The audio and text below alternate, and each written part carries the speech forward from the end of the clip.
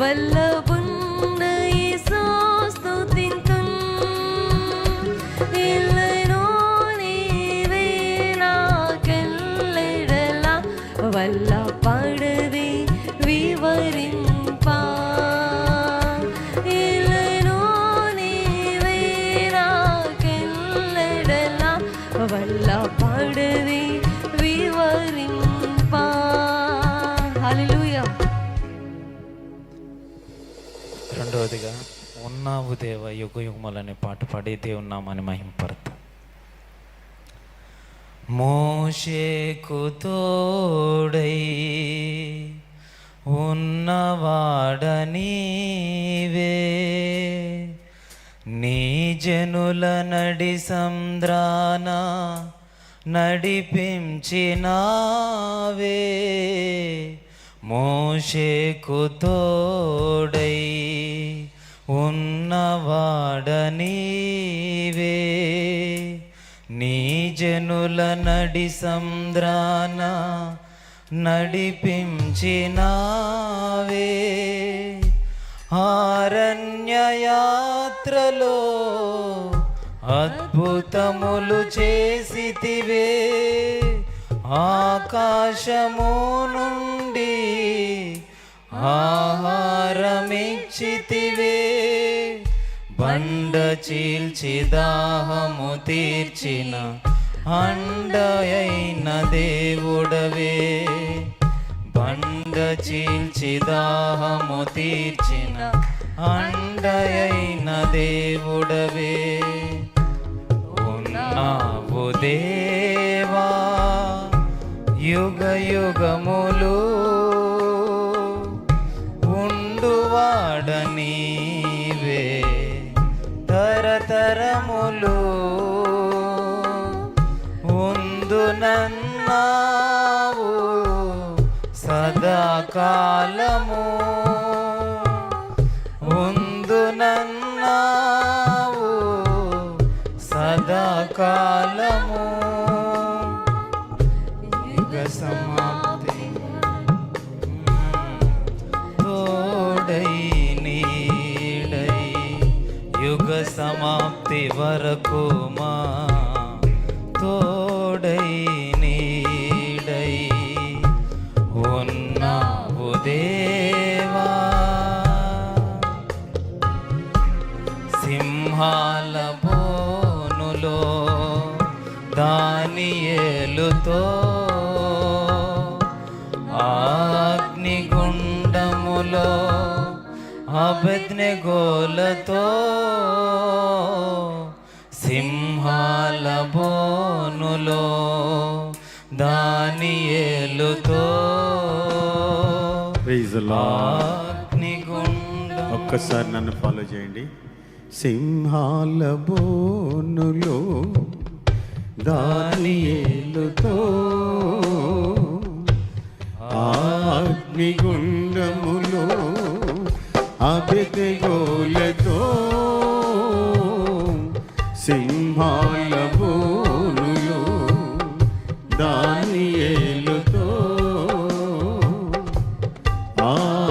అగ్నిగుండములో అబేద్నెగోలతో, ఐగుప్తునందున యోసేపుకు తోడై ఆశీర్వదించి అధిపతిగా చేసితివే. శ్రమలలో నా తోడై ఉండునన్నావే, శ్రమలలో నా తోడై ఉండునన్నావే. ఉన్నావు దేవా యుగ యుగములో, ఉండువాడవీవే తరతరములు. ఉండునన్నావు సదాకాలము, ఉండునన్నావు సదాకాలము. యుగ సమాప్తి వరకు మా తోడై నీడై, యుగ సమాప్తి వరకు మా తోడై నీడై ఉన్నావు దేవా.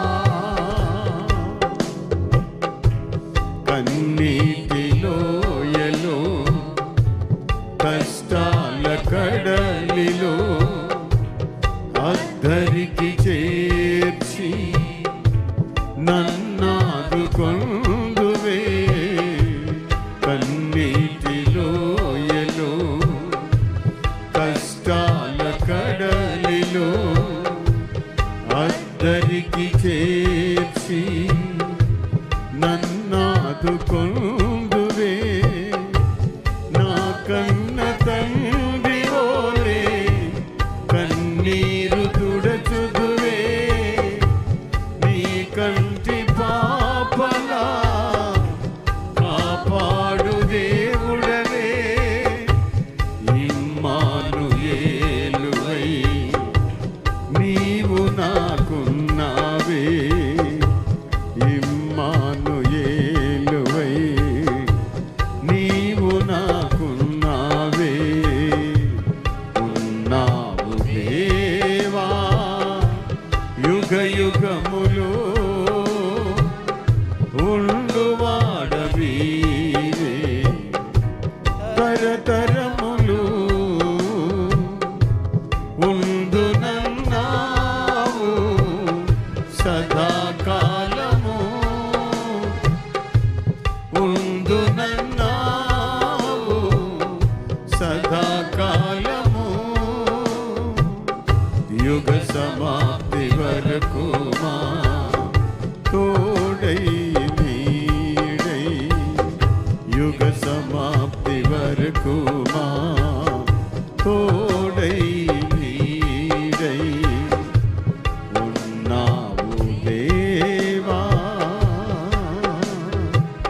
ఆమేన్.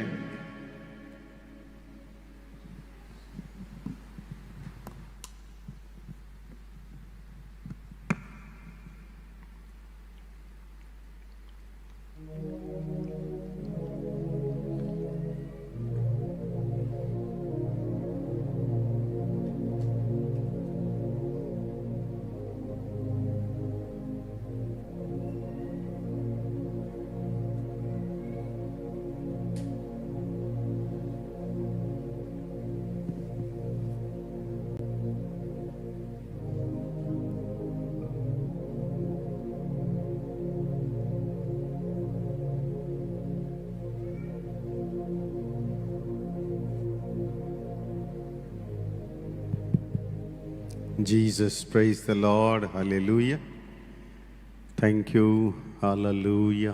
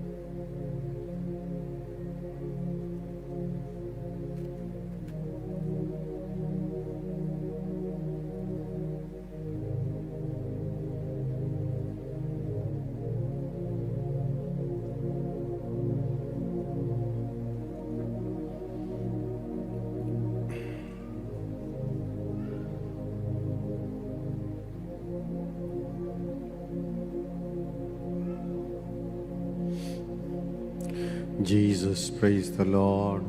జీవనదిని నా హృదయంలో ప్రవహింపచేయుమయ్యా.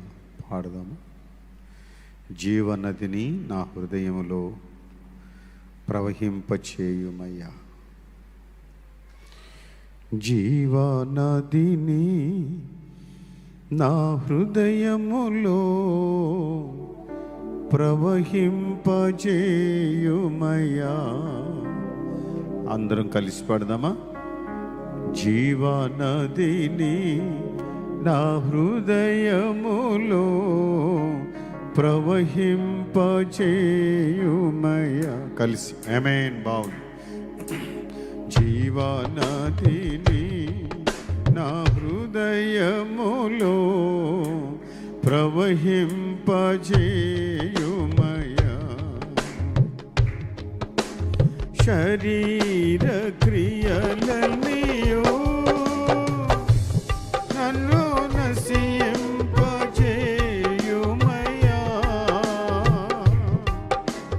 శరీర క్రియలన్నీయో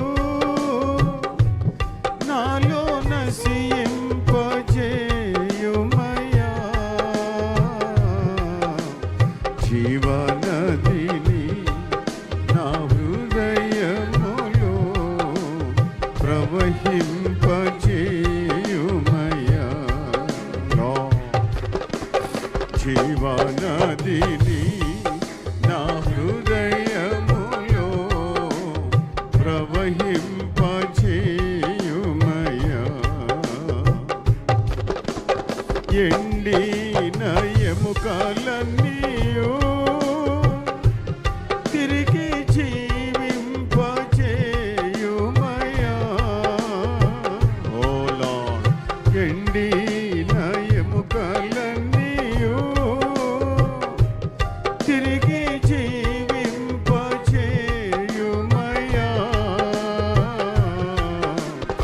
జీవనదిని నా హృదయములో ప్రవహింపచేయుమయ్యా. జీవనదిని నా హృదయములో ప్రవహింపచేయుమయ్యా. ఆత్మీయ వరములతో నన్ను అభిషేకం చేయుమయ్యా. ఆత్మీయ వరములతో నన్ను అభిషేకం చేయుమయ్యా. జీవనదిని నా హృదయములో ప్రవహింపచేయుమయ్యా. జీవనదిని నా హృదయములో ప్రవహింపచేయుమయ్యా. బలహీన సమయములో నీ బలము ప్రసాదించుము. గ్లోరీ. బలహీన సమయములో నీ బలము ప్రసాదించుము. జీవనదిని నా హృదయములో ప్రవహింపచేయుమయ్యా.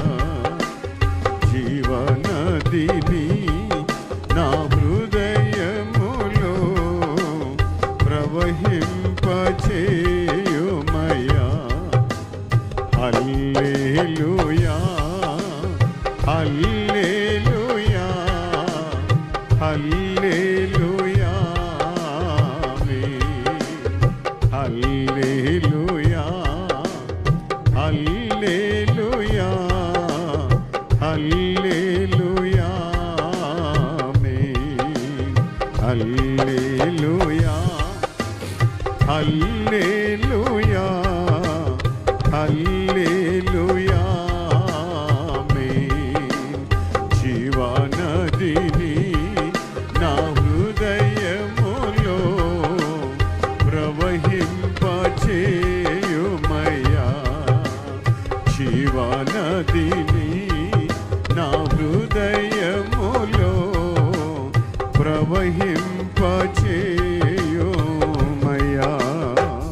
ఆమేన్. దేవుని నామానికి మహిమ కలుగును గాక.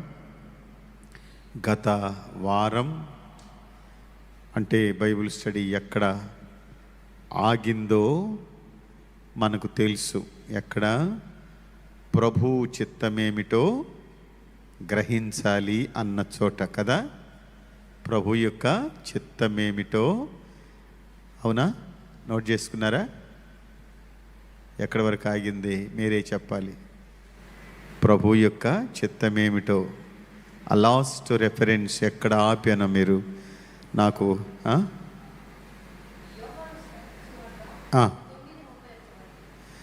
యోహాను 9:31 ఆగామా? ఓకే, అయితే ఇంకా ప్రొలాంగ్ ఉంది. Okay, praise God. తొలగించమన్నాడు కదా. ఆయన చిత్తము చొప్పున జరిగించిన మనవి అంగీకరిస్తాడు అని అక్కడికి ప్రభు చిత్తమైతే అనే చోట ఆపాం. సో ఇప్పుడు దేవుని చిత్తము వలన అనే మాటని మనం ఇప్పుడు దేవుని చిత్తము వలన,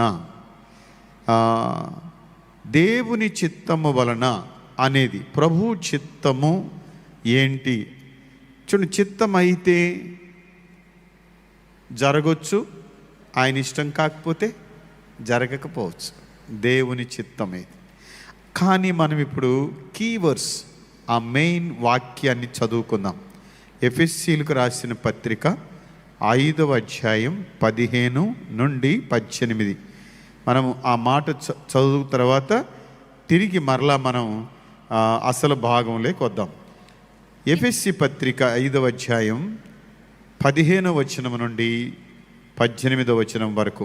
నాయన, దినములు చెడ్డవి గనుక మీరు సమయమును పోనీయక సద్వినియోగం చేసుకొనుచు అజ్ఞానం వలె కాక జ్ఞానుల వలె నడుచుకున్నట్లు జాగ్రత్తగా చూచుకునుడి. ఇందు నిమిత్తము మీరు అవివేకులు కాక ప్రభు యొక్క చిత్తమేమిటో గ్రహించుకునుడి. మరియు మద్యపానముతో మత్తులై ఉండకుడి. దానిలో దుర్వ్యాపారము కలదు. అయితే ఆత్మపూర్ణులై ఉండుడి. ఒకనికొకడు కీర్తనలతోనూ సంగీతములతోనూ ఆత్మ సంబంధమైన పాటలతోనూ హెచ్చరించుచు మీ హృదయములలో ప్రభువును గూర్చి పాడుచు కీర్తించుచు మన ప్రభు అయిన యేసుక్రీస్తు పేరట సమస్తమును గూర్చి తండ్రి అయిన దేవునికి ఎల్లప్పుడూ కృతజ్ఞతాస్తుతులు చెల్లించుచు క్రీస్తునందలి భయముతో ఒకరినొకడు లోబడి ఉండుడి. చిన్న ప్రార్థన. ప్రియుడైన తండ్రి, మమ్మల్ని మీరు కనికరిస్తున్నారు, ప్రేమిస్తున్నారు. మమ్మల్ని మీరు ప్రభువా మీ మాట చేత పురికొల్పుతున్నారు, ధైర్యపరుస్తున్నారు. ప్రభువా మీ చిత్తములో మమ్మల్ని నిలబెడుతున్నారు. అందుకై వందనాలు. లోకము దాని ఆశలతో అది గతించిపోతున్న కోణము మేము ఎరుగుదము. మీ చిత్తాన్ని గ్రహించడానికి ఈ పాపభూయిష్ట లోకంలో నాయనా ప్రతిష్టత లేని మమ్మలను ప్రత్యేకపరిచి నీ బిడ్డలుగా చేసుకుని నువ్వు తీర్చిదిద్దుతూ వస్తున్న దయలకై స్తోత్రం, నిలబెట్టిన విధానంకై స్తోత్రం. ఆశీర్వదించు నాయన, దీవించు నాయన. బిడ్డల యొక్క మనో అభిలాషలు, మనో అభిప్రాయాలు దేవా భద్రపరిచి నీదైన కోణంలో బిడ్డలు నిలవబెట్టండి. ఆశీర్వదించమని యేసు శ్రేష్టమైన నామములో స్తుతించి ప్రార్థన చేసి మహింపరిచి వేడుకుంటున్నాను తండ్రి, ఆమేన్. ఇక్కడ మనకు బాగా అర్థమైంది ఏంటంటే, మొదటి మాట సమయమును పోనీయక సద్వినియోగం చేసుకోవాలి అని. తర్వాత రెండో మాటని మనం ఎక్కడ ధ్యానం చేసాము. రెండవది అజ్ఞానుల వలె కాక జ్ఞానుల వలె నడుచుకోండి అని. ఇప్పుడు మూడో అంశంలోకి వచ్చాము. ప్రభు చిత్తమేమిటో గ్రహించాలి అని. ప్రభు చిత్తమేమిటో గ్రహించాలి అనే అంశము, దేవుని చిత్తము అన్న మాట మనకి ఎక్కడ కనపడుతుంది? మనం చదువుకున్న భాగంలో 17 ఇందు నిమిత్తము మీరు అవివేకులు కాక ప్రభు యొక్క చిత్తమేమిటో గ్రహించుకొనుడి. ఇప్పుడు ఒకటే మనకు తెలియాలి, దేవుని చిత్తము గ్రహించుకునే కోణములో మనం లేకపోతే మనము అవివేకులమైపోతాం, అంతే కదా. వివేకులం కావాలంటే దేవుని చిత్తాన్ని గ్రహించుకోవడానికి మనల్ని మనం సిద్ధపరుచుకుంటే ప్రభు నడిపింపుని గుర్తుపడతాం. ప్రభు నడిపింపు అనేది కొంచెం మనకు అర్థమవుతుంది, వంట పడుతుంది. ఆ గ్రహింపు కొంచెం వంట పట్టించుకున్న తర్వాత యాత్ర చేస్తే మనల్ని మనమే నియంత్రించుకునేదే కాకుండా ఆత్మ నియంత్రణ, దేవుని ఆత్మ నియంత్రిస్తుంది. కొన్ని సందర్భాల్లో మనమే అర్జెంటు పడుతున్నా కూడా వద్దు అని చెప్తుంది కదా. అయితే లోబడతాం, ఇప్పుడు కొనసాగిద్దాం అంటది, అందుకు లోబడతాం. అని ముందుకి ప్రొసీడ్ అవుదాం, సరే అంటాం. కొన్ని సందర్భాల్లో అది మనకు కష్టమే అయినా కూడా దీన్ని మీరు చెయ్యండి అంటాడు ప్రభు. సరే ప్రభు, ఇది నాకైతే ఇష్టం లేదు, కానీ నీ చిత్తమే. ఇప్పుడు యేసు ప్రభు కూడా మాటే కదా అన్నాడు, ఈ గిన్నె నా ఎద్దు నుండి తొలగించుము, ఆయనను నా ఇష్టము కాదు నీ చిత్తమే. కాబట్టి ఇక్కడ ఇది కొంచెం గొప్ప పాఠం ప్రభు మనకు నేర్పుతున్నాడంటే ధన్యులం, దేవునికి స్తోత్రం. ఇది గొప్ప పాఠము. చిన్న బిడ్డలైన హృదయాల్లో కూడా ఎంత గొప్ప పాఠాన్ని ప్రభు పెట్టడానికి ఇష్టపడుతున్నాడంటే నిజంగా మనం భాగ్యవంతులమి, ధన్యులమి అని చెప్పాలి. ఎందుకంటే ఈ చిన్న వయసులో కూడా బిడ్డలు అంత పెద్ద లెసన్ని అర్థం చేసుకుని ఆ స్థాయికి ప్రభు చూస్తున్నాడు. ఆ దృష్టితో చూస్తున్నాడంటే చాలా గొప్ప సంగతి. కాబట్టి కొన్నింటిని చిన్నపిల్లలు తెలియజేశారంటాం కదా, ఆ తర్వాత తెలియక ఒకవేళ జరిగి ఉండొచ్చు. కానీ దేవుని యొక్క చిత్తములోకి వస్తే పిల్లలు కూడా గ్రహించగలరు, ఇది దేవుని చిత్తం కాదు, కాబట్టి ఆయన చిత్తమేదో జరిగిద్దాం. ఇది దేవుని చిత్తం అంట, కానీ నాకైతే ఇష్టం లేదు, కానీ ప్రభు చిత్తమని నేను ఇందును బట్టి గ్రహించగలుగుతున్నాను. సరే కొనసాగదాం. ఎట్లా చెప్పండి? సరే కొనసాగదాం. అది అర్ధ మనసుతో కాకుండా నిండు మనసుతో చేయడం అనేది ఒక పెద్ద సవాలే. దేవునికి స్తోత్రం. ఇది ఒక పెద్ద సవాలే, నిజమే. దేవునికి స్తోత్రం కలుగును గాక. ఈ విషయంలో తల నరిసినటువంటి పెద్దలకు కూడా ఏమైపోతారంటే కలత చెందుతారు, కలవరపడిపోతారు, గ్రహించడం కష్టమైపోతుంది. దేవుని మహాకృప అని చెప్తున్నాను నేను. నిజంగా దీన్ని విడిచిపెట్టడానికి మనసు రావట్లేదు. ప్రియమైన దేవుని బిడ్డలారా, ఇప్పుడు సెకండ్ థింగ్, మొదటి మాటని దేవుని చిత్తమైతే అనే మాటను చూసాం. ఇప్పుడు దేవుని చిత్తము వలన రోమీలకు రాసిన పత్రిక 1వ అధ్యాయంలో 9వ వచనం ఈ రీతిగా మాట్లాడుతుంది. రోమా 1:9 ఈ మాట మనకు ముందుంది. ఏమని చూద్దామా? ఇప్పుడు ఎలాగైనను ఆటంకము లేకుండా మీ యొద్దకు వచ్చుటకు దేవుని చిత్తము వలన నాకు వీలు కలుగునేమో అని నా ప్రార్థనల యందు ఎల్లప్పుడూ ఆయన్ని బతిమాలు కొనుచు మిమ్మును గూర్చి ఎడతెగక జ్ఞాపకము చేసుకొనుచున్నాను. ఇందుకు ఆయన కుమారుని సువార్త విషయమై నేను నా ఆత్మయందు సేవించుచున్న దేవుడే నాకు సాక్షి. బాబా అంటే పౌలు ఏ రకంగా దేవుని చిత్తాన్ని వెతుకుతున్నాడో అనుసరిస్తున్నాడో, ఆ చిత్తము లేకపోతే, గ్రహించకపోతే మౌనం దాలుస్తున్నాడో స్పష్టంగా గమనించాలి మనం కదా. తొందరపడి నిర్ణయాలు తీసుకోకుండా. ఈయనేమో మీ విశ్వాసము సర్వలోకమున ప్రచురము చేయబడుచుండుటను బట్టి మొదట మీ అందరి నిమిత్తము యేసుక్రీస్తు ద్వారా నా దేవునికి కృతజ్ఞతాస్తుతులు చెల్లించున్నానని వీరిని గురించి చెప్తూ అంటున్నాడు.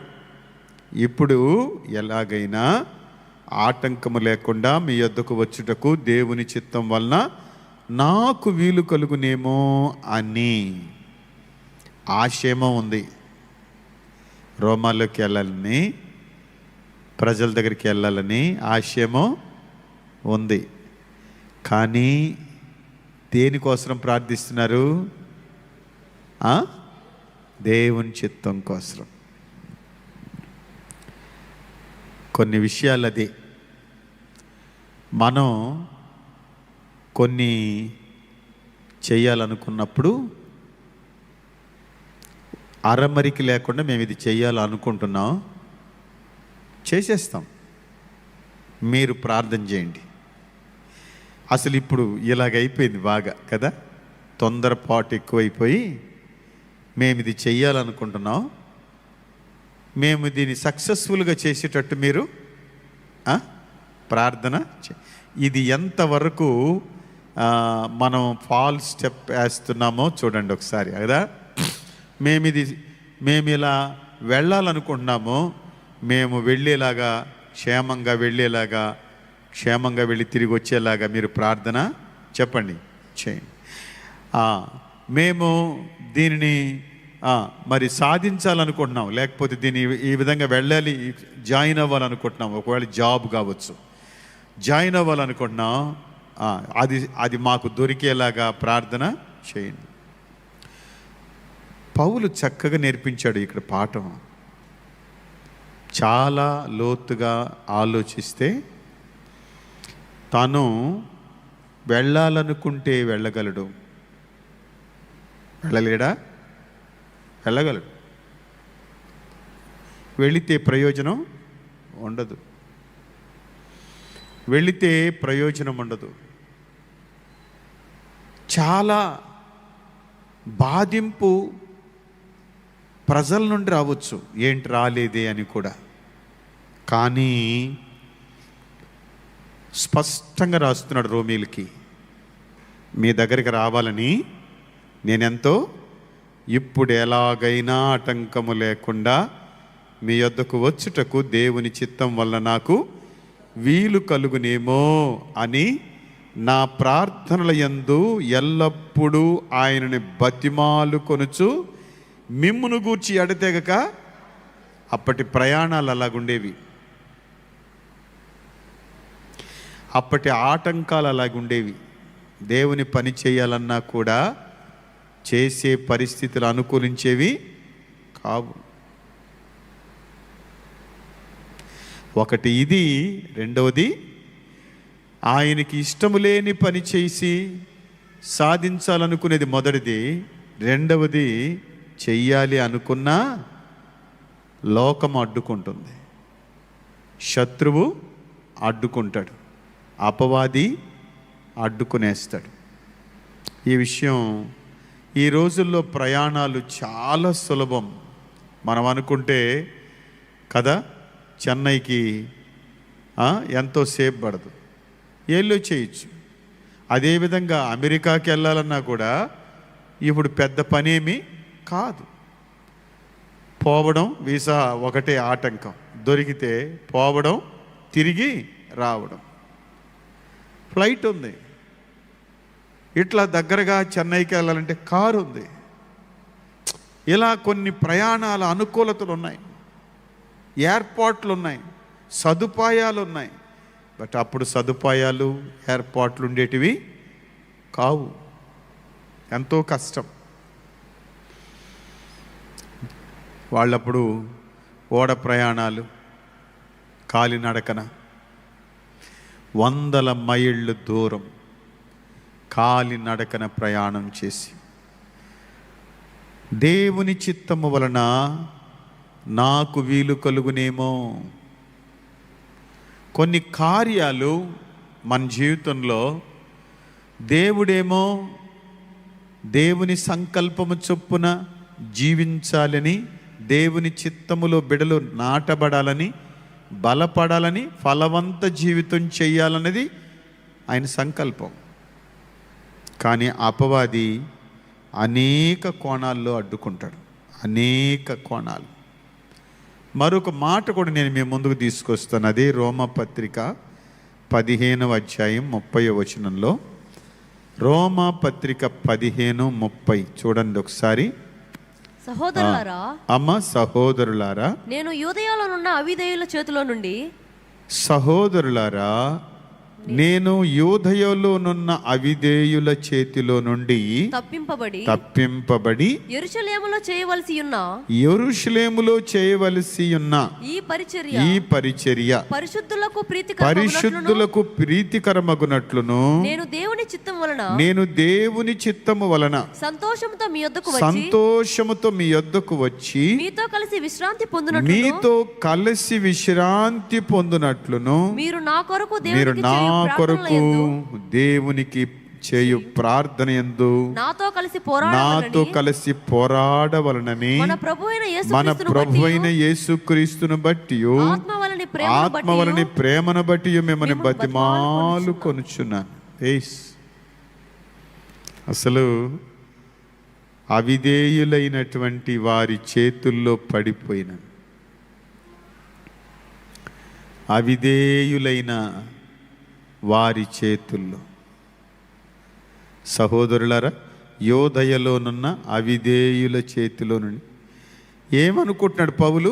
తప్పించుకోవాలనుకుంటున్నాడు. ఇప్పుడు నన్ను అవిధేయుల చేతిలో ఇరుక్కుపోవడం దేవుని చిత్తమా, తప్పించబడడం దేవుని చిత్తమా?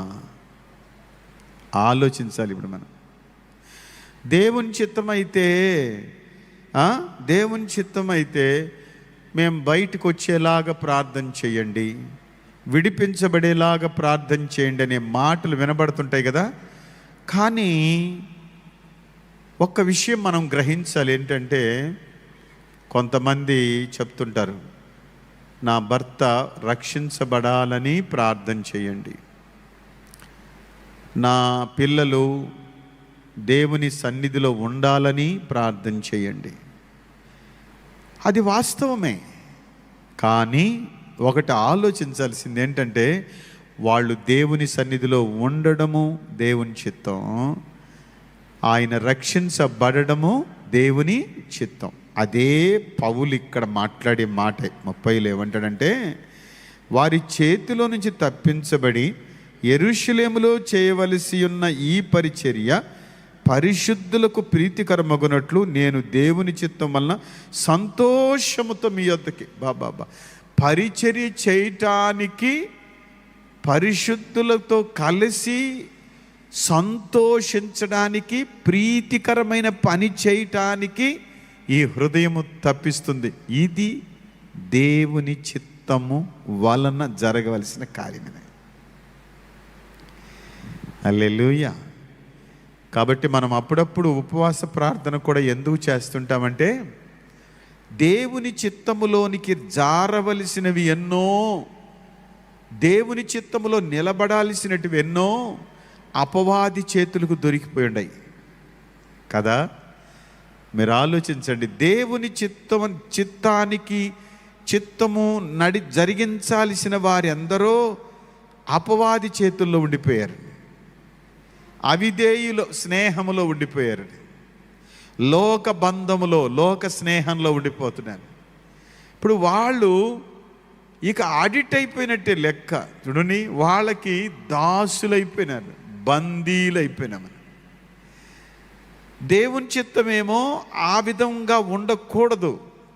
ప్రభు సంకల్పం ఏంటంటే, ఇప్పుడు పౌలు అక్కడ అదే చెప్పాడు అనమాట. ఏమనంటే, నేను వారి చేతిలో నుంచి తప్పించబడి యెరూషలేములో చేయవలసిన ఈ పరిచర్య పరిశుద్ధులకు ప్రీతికరమగునట్లు.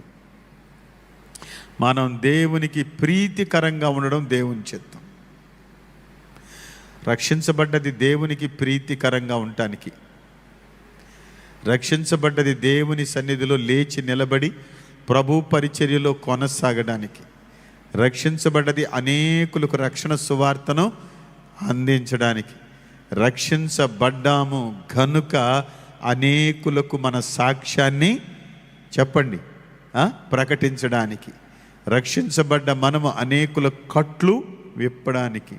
రక్షించబడ్డ మనం ప్రీతికరమైన పనిలో దేవుని చిత్తము వలన. మనం ముగించేటప్పుడు, యాత్ర ముగించేటప్పుడు ఈ మాట చెప్తాం. మనం ఏమని చెప్పొచ్చు అంటే, దేవుని చిత్తము వలన నేను రక్షించబడి ప్రీతికరమైన పని చేశాను దేవునికి. ఆఖరుగా మన ముగింపులు చెప్పొచ్చు. ప్రసంగం యొక్క ఆఖరులు కాదు, జీవిత పయనం యొక్క ఆఖరులు. పౌలు రోమాలో కూడా అదే కదా అన్నాడు, మీ దగ్గరికి రావడానికి ప్రభు చిత్తమైంది. ఆయన చిత్తం వలన నా బంధకాలలో నుండి మీ దగ్గరికి సులభంగా రాగలిగిన. ఆయన చిత్తం వలన అవిధేయుల చేతిలో నుంచి తప్పించబడి నేనేం చేశాను, పరిశుద్ధులకు ప్రీతికరమైన పని. ఇది ఆయన చిత్తం. మిళ్ళరా, దీన్ని గ్రహించడమే దైవ జ్ఞానం కదా. దీనిని చెప్పండి, గ్రహించడమే దైవ జ్ఞానం. మనం అనుకుంటాం కొన్ని విషయాలు మనకు అర్థం కావు, వాస్తవంగా కొన్ని తెలుసుకుంటూ వెళ్తాం.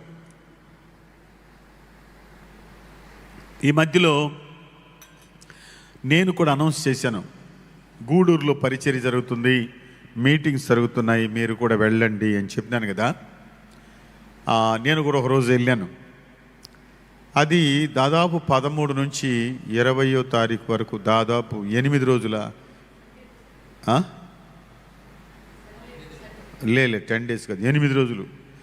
8 రోజులు 7 రోజులు, 8వ రోజు ఆదివారం వచ్చింది. దాదాపు 8 రోజులు నాన్ స్టాప్గా. అది ఎట్లా, ఉదయం ఒక మీటింగ్, మధ్యాహ్నం ఒక మీటింగ్, రాత్రి ఒక మీటింగ్. ఉదయం సంఘానికి, మధ్యాహ్నం 3 గంటలకి యవనస్తులకి, ఆ తర్వాత రాత్రి పబ్లిక్ మీటింగ్. మరుసటి రోజు ఉదయం సంఘానికి, మధ్యాహ్నం స్త్రీల కూడిక, రాత్రి పబ్లిక్ మీటింగ్. నాకు ఆశ్చర్యం వేసింది, ఈ వారం రోజులు ఎడతెరుపు లేకుండా బిడ్డలు, సంఘము, అసలు దైవజనుడు రవణ ఆ వయసులో ఆయన యాక్టివ్ చూసి నేను ఆశ్చర్యపోయినా. ఆయనకి చాలా కాంప్లికేటెడ్ బాడీ, అది చాలా ప్రాబ్లమ్స్ ఉన్నాయి. ఈ మధ్యలోనే అపాయకరమైన పరిస్థితి, మరణం వరకు వెళ్ళొచ్చాడు. అయినా మీటింగ్స్లో మనిషి అంత బాడీ షింక్ అయిపోయినా కూడా మనిషి ఆత్మదాహం, ప్రజల్ని ఎలాగైనా సత్యములో నిలబెట్టాలన్న ఆ తృష్ణ మనిషిని చప్పరించేసినది. లాస్ట్ డే నేను వెళ్ళకపోయినా, ఒకరోజు వెళ్ళాను, అన్ని రోజుల్లో నేను లైవ్లో ఉన్నా. నాకు దొరికిన సమయం అంతా లైవ్ చూస్తూనే ఉన్నా. అయితే నేను వెళ్ళిన రోజు కూడా చాలా బాగా ఆత్మలో ఉద్రేకంతో, భావోద్వేగం అంటారు, ఏడ్చేశాడు ఫుల్గా. లాస్ట్లో అయితే బాగా ఏడ్చేశాడు. Last day Sunday night. నేను ఎందుకు ఈ మాటలు చెప్తున్నానంటే, ఆత్మ సంబంధమైన చింత, భారాలలో బాధ్యతల్ని, ఆత్మ సంబంధమైన చింత దేహములో విమోచనని, ఎముకల్లో ఉన్న చీకటి వాయుమండల కట్లను విడుదలని, తలంపుల్లో ఉన్న ఆలోచనలని, చీకటి క్రియలని తొక్కి పడేస్తుంది.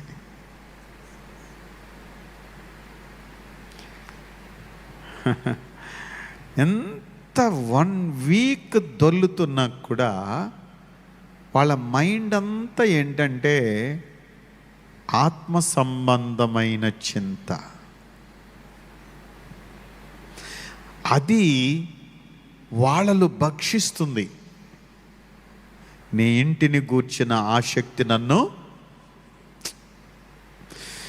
ఆ మాటే, అవిధేయుల చేతిలో నేను నలిగిపోతున్నాను, లోక కార్యాల్లో ఈడుబడిపోయింది, లోక కార్యాల్లో నన్ను చెరపట్టుకున్నాయి. ఈ విధంగా బతకడం నాకు ఇష్టం లేదు. ఎవరి మాట? పౌలు మాట. ఈ విధంగా బ్రతకడం నాకు ఇష్టమో లేదు కదా. ఎన్నో మాట 15వ అధ్యాయము రోమా 15:30 వచనం కదా. అవిధేయుల చేతిలో నుండి తప్పించబడి యెరూషలేములో చేయవలసి ఉన్న ఈ పరిచర్య పరిశుద్ధులకు ప్రీతికరమగునట్లు అంటాడు. నేను దేవుని చిత్తం వలన సంతోషముతో మీ యొద్దకు వచ్చి మీతో కలిసి విశ్రాంతి పొందినట్లు. ఎక్కడ ఉండడం విశ్రాంతి? ఎక్కడ ఉండడం సంతోషం? ఎక్కడ గడపడం సంతోషం? ఎక్కడ ప్రశాంతత? లిజన్, ఎన్ని గంటలు, దినములు నేనంటాను, ఇంకా బిడ్డలు ఎదగాలి. మనం తెలుసుకున్నాం, ఇంకా వాక్యపు నలుగుడులోనికి రాలేదు. వాక్యముతో తైలము అంటుకోలేదు. వాక్యము మనలను పుటము వేయలేదు. వాక్య పుటములో మనము తర్బీదు కాలేదు. ఇంకా తెలుసుకున్నామంతే. నాలగాలి. నేను ఈరోజు కూడా సాయంత్రం అన్నతో మాట్లాడినప్పుడు అదే, చాలా నాకు కూడా దుఃఖం వచ్చేసింది. మీకు ఎంత ఓపిక దేవుడిచ్చారన్నా, చాలా సంతోషపడుతున్నాను. చిన్న బిడ్డలు బాగా ఆలోచించండి.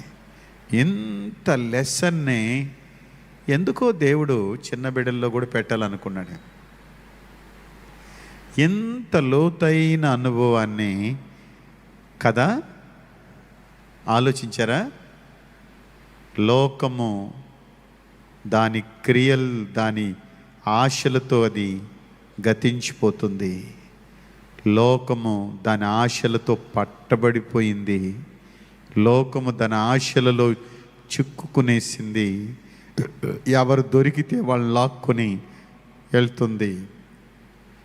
విమోచించబడ్డాం.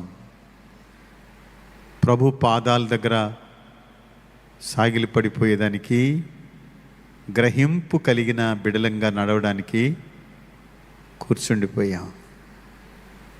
ప్రీతికరమైన సేవ నిమిత్తం ప్రియుడైన దేవుని పాద సన్నిధి, ప్రీతికరమైన దేవుని ముఖదర్శనం కొరకు ప్రియుడైన ప్రభువు యొక్క పాద సన్నిధి. వండర్ఫుల్.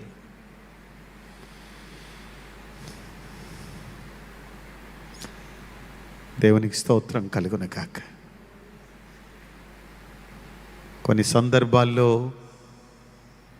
మన బ్రతుకు భారములో దేవుని ప్రేమ భారాన్ని చులకం చేస్తాం. మన బ్రతుకు భారంలో దేవుని ప్రేమ భారాన్ని ఏం చేస్తాం? చులకం చేస్తాం. మన బ్రతుకు భారం ఎప్పుడు మన జీవితంలో చులకనై దేవుని మీద ఉండే ప్రేమ భారము మనలో భారంగా మారుతుందో మనం బలపడతాం.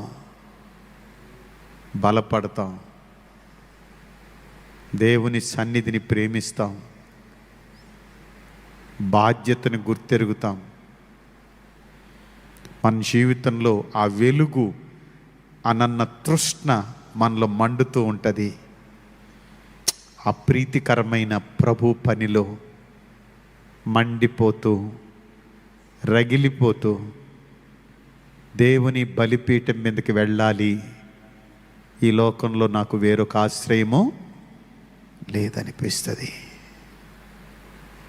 Praise God. దేవుని చిత్తము వలన ప్రభు యొక్క పనిలో భాగంగా నిలబడుకుంటాం.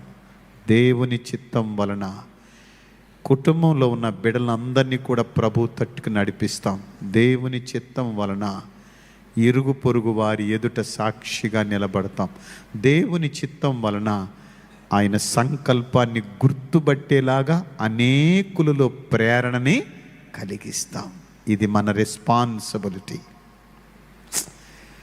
ఎక్కడో పట్టబడిపోయినాం, ఏదో అయిపోయినాం, దానివలన ఇట్లా అయిపోయింది నా బ్రతుకు, అవిధేయుల వలన ఇట్లా పాడైపోయాను, శత్రువు వెళ్ళొద్దని అడ్డుపడ్డందువలన నేను రాలేక పనంతా భంగమైపోయింది అంటే అక్కడ సాక్ష్యం ఏముంది చెప్పండి? దేవుని చిత్తాన్ని మనం జరిగించిన తీరేమన్నా ఉందా? విధి విధానం ఏమన్నా ఉందా? కదా. కొరింథీ పత్రికలో మరో మాట చూద్దాం. 1 కొరింథీ 1వ అధ్యాయం మొదటి 2 వచనాలు చదువుకుందాం.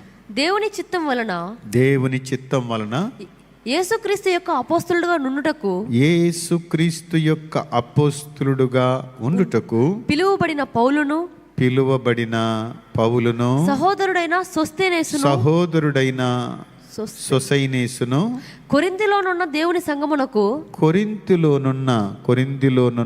దేవుని సంఘమునకు అనగా క్రీస్తు యేసునందు పరిశుద్ధపరచబడిన వారై పరిశుద్ధులుగా ఉండుటకు పిలువబడిన వారికిని మనకును ప్రభువుగా ఉన్న మన ప్రభువైన యేసుక్రీస్తు నామమున ప్రతి స్థలములో ప్రార్థించు వారికి అందరికిని శుభమని చెప్పి వ్రాయునది. పౌలు మరో మాట ఏమంటున్నాడంటే ఇక్కడ దేవుని చిత్తం వలన ఏమంటాడు? దేవుని చిత్తం వలన క్రీస్తు యేసు యొక్క అపోస్తలుడుగా నుండుటకు పిలువబడ్డా. దేవుని చిత్తం వలన నేనేమనాలి? ప్రభు యొక్క పాదదాసునిగా పిలువబడ్డా. దేవుని చిత్తం వలన దేవుని పనిముట్టుగా పిలువబడ్డా. కదా అవునా కదా? దేవుని పరిచారకునిగా పిలువబడ్డా. ఇప్పుడు చెప్పు, మనం అనుకున్నాం దేవుని యొక్క ఆ ఆత్మ బంధం మనలో ఏ స్థానాన్ని ప్రభు మనకిచ్చాడో అది మనకై మనం తెచ్చుకున్నది కాదు. దేవుడు పిలిచాడు అంతే కదా. దేవుడు పిలిచాడు, దేవుడు ఏర్పరిచాడు. మనం అనుకుందాం ఈరోజు ఎవరో గెలుస్తారు అనుకుంటే ఎవరో గెలిచారు అని అనుకుంటాం మనం. కానీ అది ముందే దేవుని సంకల్పం అయి ఉంటుంది. ప్రభువు తెలియదా ఎవరు ముఖ్యమంత్రి అవుతారని? ఆయన తెలుసు ముందే. ప్రభువు తెలియదా ఎవరు ప్రధానమంత్రి అవుతారని? బీజేపీ గవర్నమెంటే రాకూడదు, లేకపోతే ఇది పోకూడదు మనం అనుకుంటామని.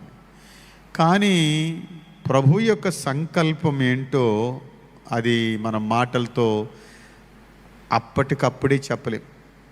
అప్పటికప్పుడే ఇది దేవుని చిత్తం, అదే దేవుని చిత్తం, ఇదే ఇటెళ్ళు, అదంతా మనం అనుకుని చేసేది. కొన్ని కార్యాలు అప్పటికప్పుడే జరుగుతాయి. కొన్ని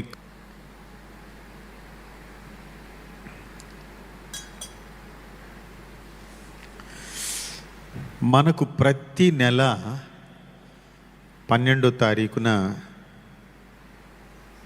ఫాస్టింగ్ ప్రేయర్ జరుగుతుంది కదా. బిడ్డలు ఇక్కడ ఉన్న వాళ్ళు కొంతమంది చక్కగా అమరుతారు. నేను ఒక చిన్న విషయాన్ని గ్రహించా, ఎవరు చెప్పింది కాదు, గ్రహించా నేను. ఎందుకంటే మందను మేపేవారికి మంద సంగతి తెలియకుండా ఉండదు. నేనేం చేశానంటే కొంతమంది చేతికి మైక్ ఇచ్చి ప్రార్థన చేయండి అమ్మా అన్న. ఒకరి కొరకు ఒకరు ప్రార్థన చేయండి అని అన్నప్పుడు అందరూ నిబ్బరంగానే ఉన్నారు. కొంతమంది, కొన్ని హృదయాలు కదిలింటాయి, మీకు తెలుసు. అప్పుడు నేను యోగ్యురాలను కాదా, అలా వాళ్ళకు మాత్రమేనా మీరు మైక్ ఇచ్చారు, నేను ప్రార్థన చేయలేనా, నా ప్రార్థన ఫలించదా, నాకు ఆ యోగ్యత లేదా? మనస్సులో ఇలాంటివి కలబెడుతుంటాయి కబుర్లు. మీరు బాగా ఆలోచించండి.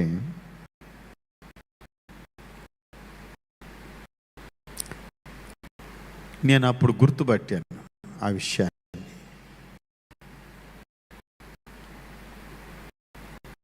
అంటే కాపరికి కూడా తెలుసు ఏమని అంటే, ప్రార్థన చేస్తూ ఉండే బిడలు మండుతూ ఉండే పొయ్యేది, మండని పొయ్య ఏది? 10 మందిలో అందరికీ కనబనేది మండేది కాదు పొయ్య. ప్రతి ఆకలి తీర్చుకో మండేది కదా. పలు మైకు పట్టుకొని ప్రార్థన చేసి మాత్రాన అదేమి కాసు మండే పొయ్య ఏది అంటే ప్రార్థించే హృదయం ఏది అని. వాళ్ళ చేతికి మైక్ వస్తుంది. మైక్ నీ చేతికి రాలేదనుకో, నిరీక్షణతో ప్రార్థన చేస్తూ ఉండు, ఎప్పుడో వస్తుంది. వచ్చినప్పుడు చెయ్యి, మైక్ రాకపోతే మామూలుగా చెయ్యి, నష్టమేమీ లేదు. ప్రార్థన ప్రజలు వినాల్సిన అవసరం లేదు, కానీ మన ప్రార్థన వినాల్సింది ఎవరు చెప్పండి? ఆమేన్. అది మీకు నేను సవివరంగా, పౌలు చక్కగా ఎఫెసీకి రాశాడు ఈ మాట 6:6లో. ఏమని? మనుషులను సంతోషపెట్టువారు చేయునట్లు కంటికి కనబడుటకే కాక క్రీస్తు దాసులమని ఎరిగి, కంటికి కనబడుటకే గాక క్రీస్తు దాసులమని ఎరిగి దేవుని చిత్తమును మనఃపూర్వకముగా జరిగించుచు. దీని కింద అండర్లైన్ చేసుకోండి. దేవుని చిత్తమును మనఃపూర్వకముగా అంటాడు, జరిగించుచు.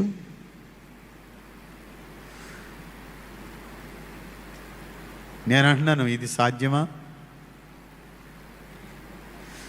ఈ కాలంలో, ఈ దినాలలో ఇది సాధ్యమా? మన మనస్కి, మన బలానికి, మన సామర్థ్యానికి ఇది సాధ్యమా? మన ఆత్మీయ సామర్థ్యానికి ఇది సాధ్యమా? చెప్పగలరా? సాధ్యపడదు. ప్రాక్టీస్ చేద్దాం. ప్రభువా, కొన్ని విషయాల్లో మనుషులు గుర్తించాలని నా మనసు అనుకుంటుంది, ఇక్కడ నన్ను మన్నించండి చెప్పాలి మనం. ప్రభువా, కొన్ని విషయాల్లో నేనే జారిపోతున్నాను, నా మాట తప్పిపోతున్నాను. ప్రభువా, మనఃపూర్వకంగా నీ చిత్తాన్ని జరిగించే శక్తి నాకు దొరకడం లేదు, అది నా వల్ల కావడం లేదు. అది నేను ఎత్తుక్కోవడానికి, ఏరుకోవడానికి నీ కృప ప్రసాదించు. బ్రతికినంత కాలం ఈ దేహానికి నేర్పాల్సిన సత్యం అది. ఈ ఘటం మట్టిలో కలిసే వరకు మన ఆత్మ దేవుని అదుపులో, దేవుని అదుపులో, ఆత్మ అదుపులో ప్రకటించే నేను భయపడుతున్నాను ఈ విషయాలు చెప్పడానికి. నా వల్ల కావట్లేదు.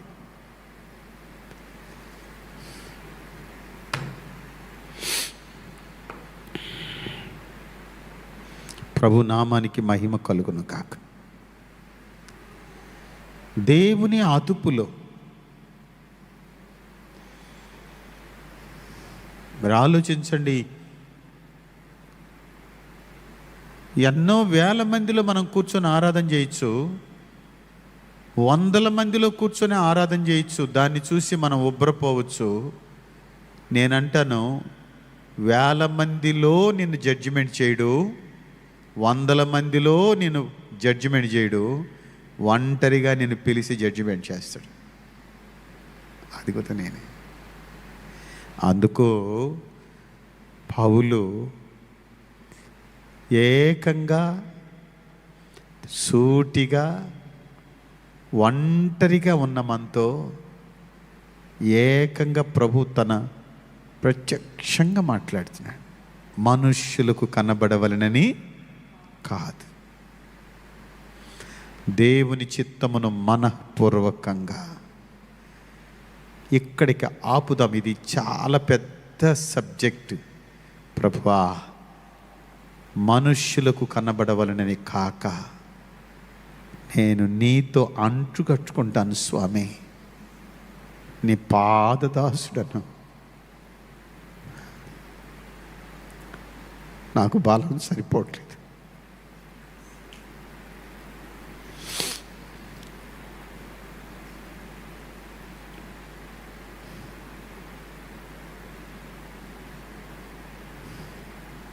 నువ్వు నేర్పించయ్యా, కనికరించు,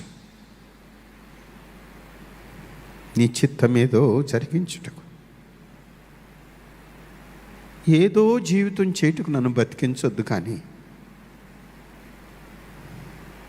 నీ చిత్తం వలన నేను ఇది చేశాను, అది చేశాను, అలా అవిధేయుల చేతిలో నుంచి బయటపడిపోయాను, నీ చిత్తం వలన ఈ పనికి పిలువబడ్డానన్న నిశ్చయత నాకు దయచేయి. నేను కనికరించు.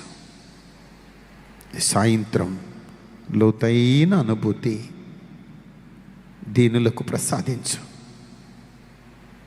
మీ ఆత్మచేత మమ్మల్ని ముద్రించు, చిత్తానికి అప్పగించు.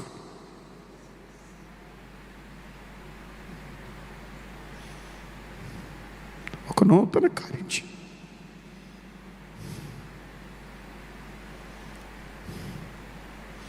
శరీరానికి చోటిచ్చేస్తున్నాం, మాంసానికి చోటిచ్చేస్తున్నాం. నీ చిత్తం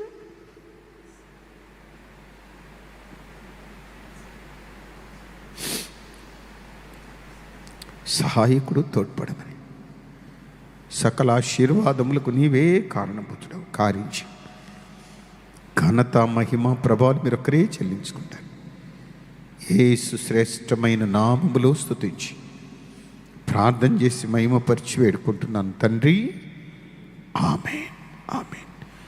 నా ప్రాణమా యెహోవాను సన్నుతించు, నా అంతరంగమున సమస్తమైన పరిశుద్ధ నామమును సన్నుతించు. నా ప్రాణమా యెహోవాను సన్నుతించు, ఆయన చేసిన ఉపకారములు దేనిని మరొకము. ఆమేన్.